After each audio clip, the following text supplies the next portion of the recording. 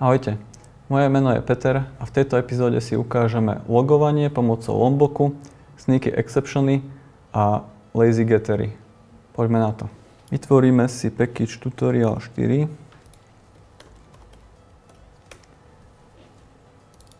Do neho si vytvoríme triedu, kde budeme spúšťať naše testy, takže Lombok demo test. Tak a môžeme začať teda tým logovaním. Je to veľmi jednoduché, vlastne dáme si anotáciu log nad triedu a môžeme používať, ako keby sme mali statický import logera. Môžeme dať takto.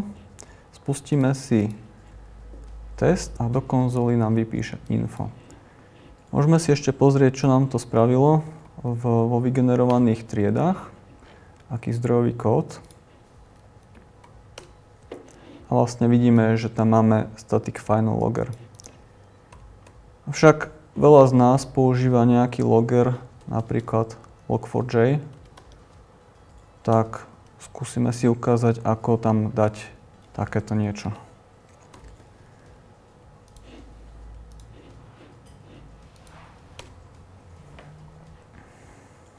Keď som dal clean install, tak nám compiler zahlásil, že neexistuje log4j. Je to kvôli tomu, že tam nemáme dependency, čiže vlastne žiadnu metódu z toho log nebudeme poznať. Takže si pridáme túto závislosť.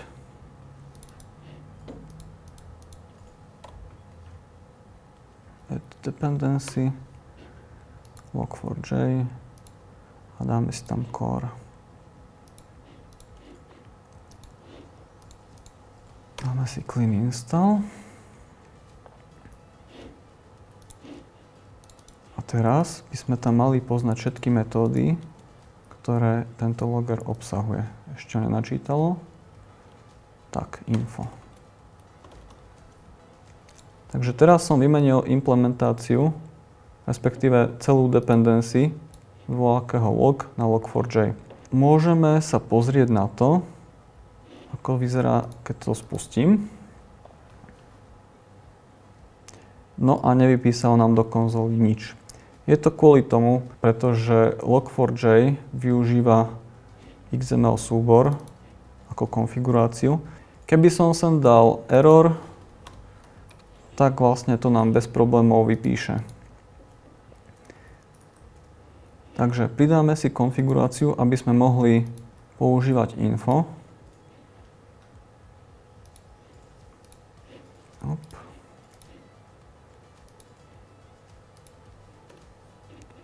Pridáme si tam log4j súbor.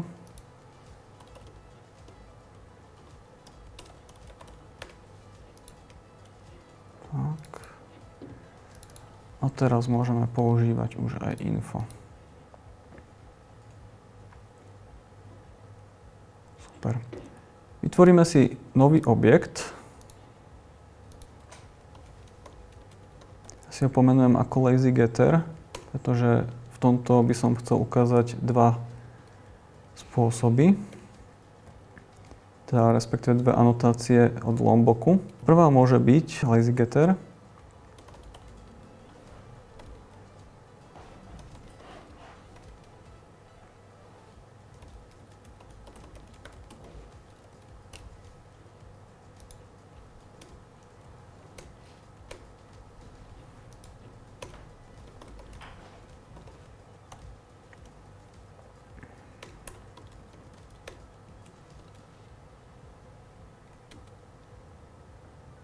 Tak, a túto anotáciu sme si už ukázali a ona má ešte atribút na sebe, kde si zvolíme, že true.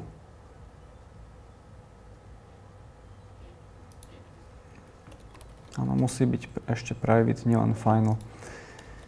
Dobre, vytvoríme si ešte konštruktor. Môže byť kľudne prázdny. Ja si ho momentálne dám takto, lebo chcem sem pridať ešte logovanie. A dáme si sem teda log4j, info, lazy getter, new. A tuto by som chcel teda spraviť to, že táto táto úloha bude trvať napríklad 5 sekúnd.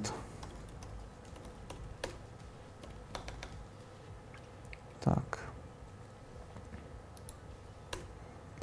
Dáme si ešte info výpis.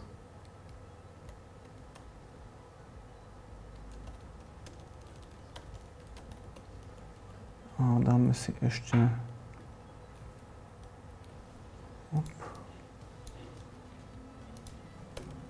výpis potom.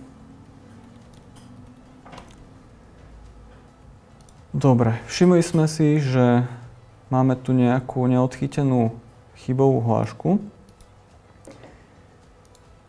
Keby sme teda chceli, tak by sme mali 3 možnosti. Jednu by sme dali sem, ale tu by nám to potom hádzalo kompilačnú chybu. Takže máme možnosť si to obaliť do try catch, čo vlastne nespraví nič iné, iba to, že to obalí do runtime exceptiony. A posledný spôsob tam bol sneaky throws.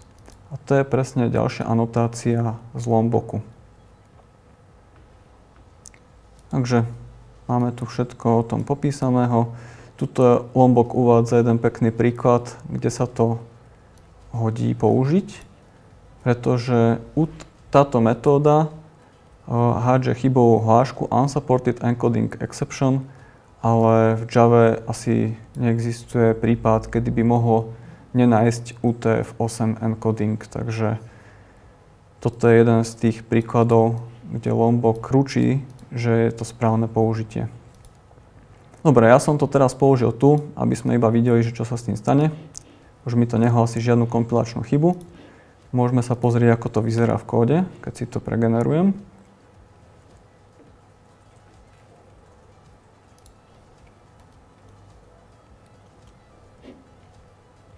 Tak, vidíme, že to tiež obalil a vlastne hodil ďalej. Takže nie je za tým žiadna veda. No a môžeme si takýto objekt skúsiť spustiť v našom teste.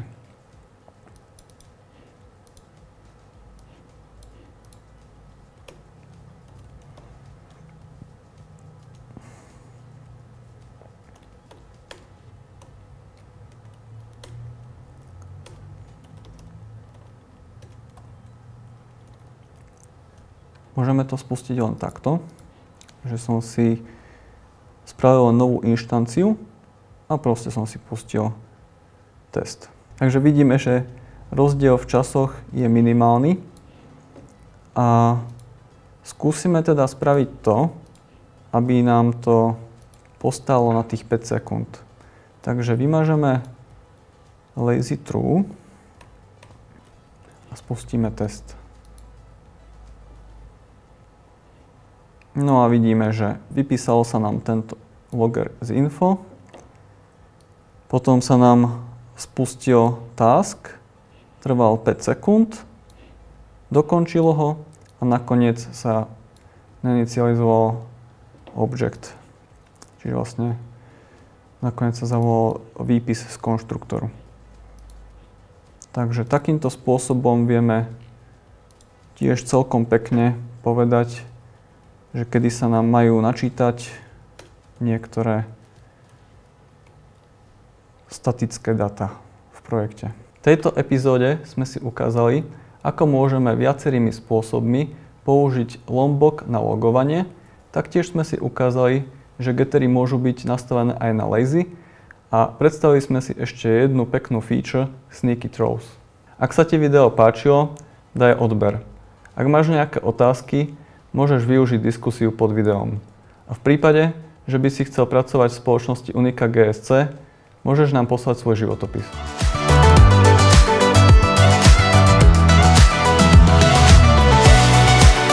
Vedeli ste o tom, že Project Lombok má na svojom oficiálnom webe stránku changelog? Knižnica nie je až tak rozsiahla a preto je fajn vidieť všetky informácie pokope.